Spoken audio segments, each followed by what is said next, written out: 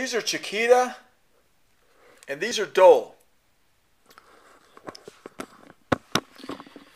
Those are the two companies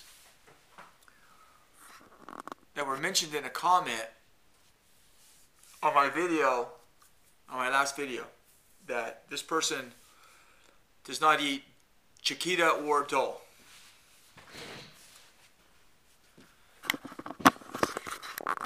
See that? That's where I live.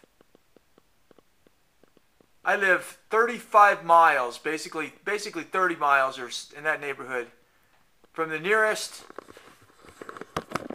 decent sized city.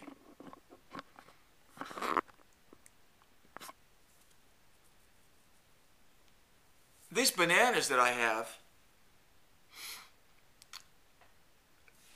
it's about a 20-mile round trip just to get bananas. And if I want to get anything like organic bananas, it'd be like a 70-mile trip, round trip.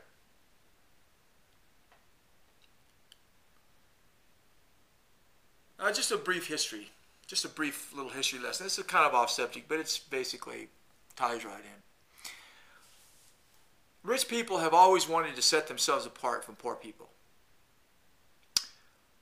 Why is it that women wanted to have pure white skin, that they didn't want to be out in the sun?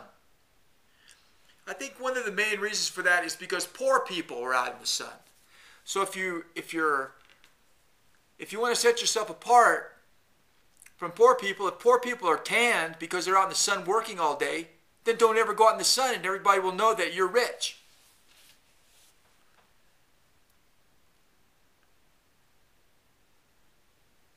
My parents were farmers. My mother and my father came out of farming. But because of the combination of drought and flooding, they couldn't sustain, the farm was not big enough to sustain everybody. So my dad, my mom, and myself at 9 months old bailed out and went into mining.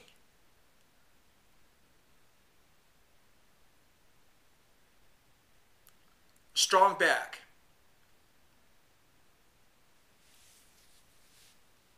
So how do rich people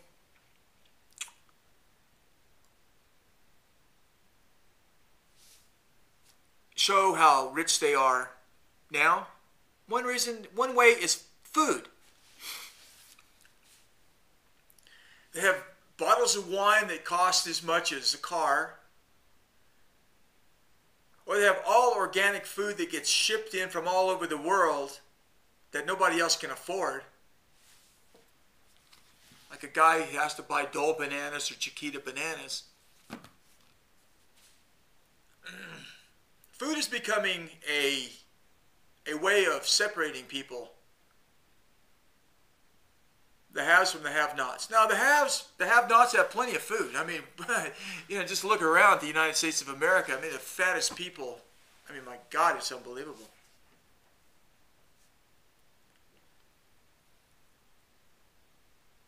But it's a way to separate themselves from poor people. And some people may not do it for that reason, but there is that element to it. So what am I supposed to do? What am I supposed to do? One of the things that I found out about doing my research here on YouTube is that bananas are good. Now they're fake food. I mean, they're not fake, it's real, it's right there. But these are not the original bananas. You would never see anything like this in nature. The people back in, I think it was in the 1800s, took this fruit and changed it to get this. There was no such thing as that. The fruit that was in the jungles was a smaller fruit, and I think had huge seeds. And it was not particularly sweet, if I'm not, do your own research. I'm not anybody's mother here. I'm a generalist. So this food is an industrial food. It's produced in an industrial manner. And even if you even if it's from an organic farm, it's still an industrial food. This is not the original food. It's an industrial food. And it's going to be farmed as an industrial food. And we have so many people in the world that in order to supply bananas for people here in the United States or anywhere else, north of where they're grown or south of where they're grown, they have to be shipped. And then that starts the process right there. So it becomes an unethical production scheme. People in the United States and all over the world want cheap bananas. So if you're going to have cheap bananas, you're going to have cheap labor. The labor is going to be squashed, as labor usually is squashed. I've been a member of 5 unions.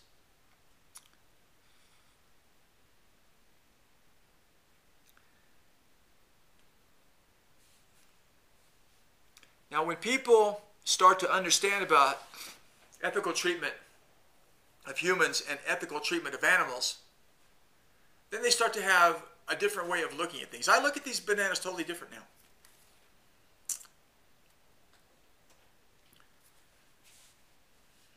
I think they're healthy for me. I like them. I enjoy them. But do I want to eat them? Knowing that there's some kid that, families are being affected by the ill effects of production, that the rainforests are being chopped down so that we can have our bananas, fake food that's industrial food.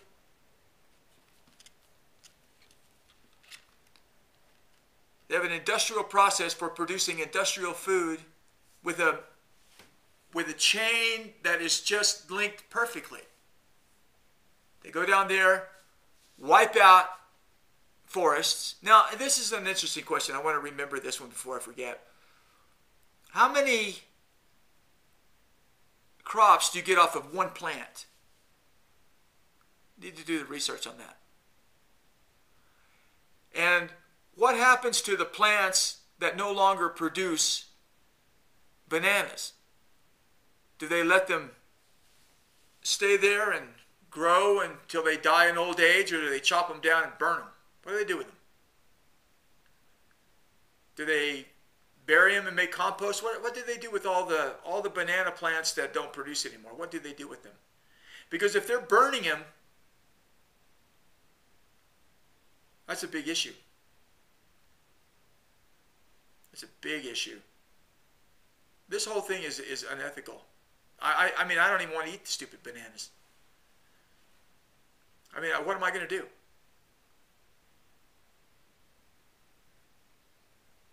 Even if I went to live on the equator,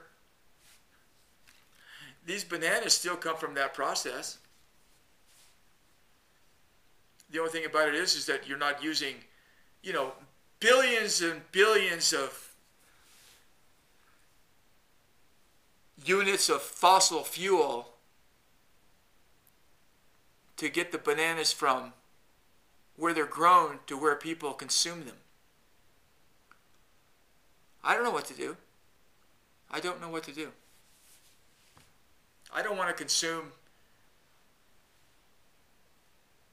industrial scale meat.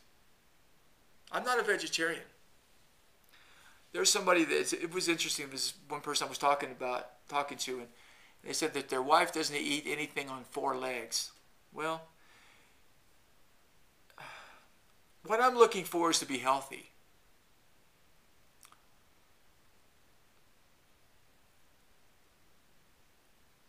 But I also don't want to participate in something that's hurting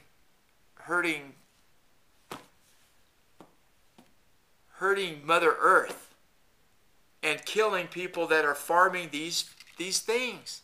I don't want that. So I don't know what I don't know what I can do, because I'm not a person that, the guy who I totally respect, John Kohler. Okay, Rob. The man grows his own food, for crying out loud. I should be growing my own food here. I should. But I don't think that the food that I can grow is going to have to be indoors, I believe. Because we have a lot of, well, it's not necessarily true. I mean, I could grow it outside, but we have water issues here. We have major water issues here. We're in a drought.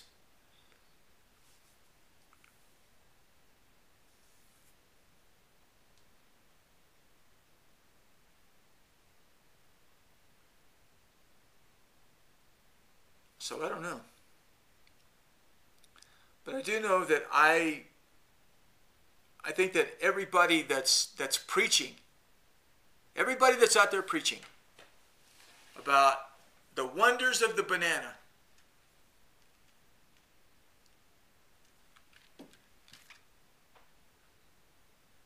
in order to be fair, should be talking about the industry. And all the people that think that bananas are going to save the world, let me tell you, they're not going to save the world. They're going to kill the world. We are going to have to be satisfied and have to come up with a way that we can actually eat locally. We cannot continue to do this madness. We can't do it. And then we're going to get into a situation where, like, say for example, you live in Los Angeles. I lived in LA. I lived in LA. You could buy a box. When I was living there, you could buy a freaking box of oranges for, it was like $10 or something. Maybe it was $5. I can't remember. It's a long time ago.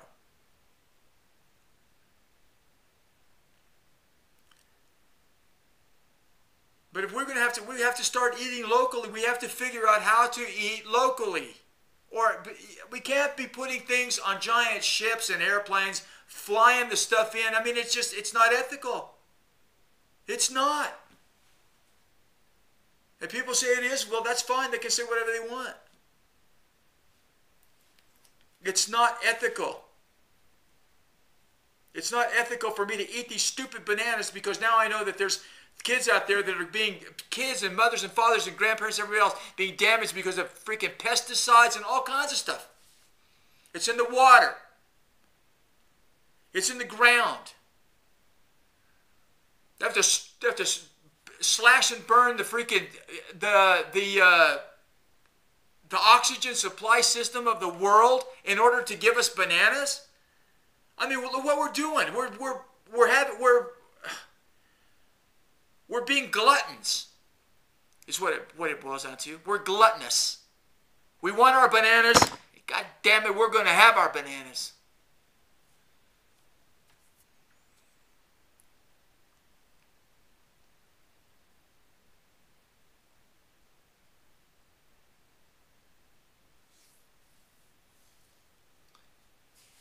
It's more about the unethical treatment of animals. It's about the unethical treatment of humans too. I'm Hella Rodney. Thanks for watching and bye-bye.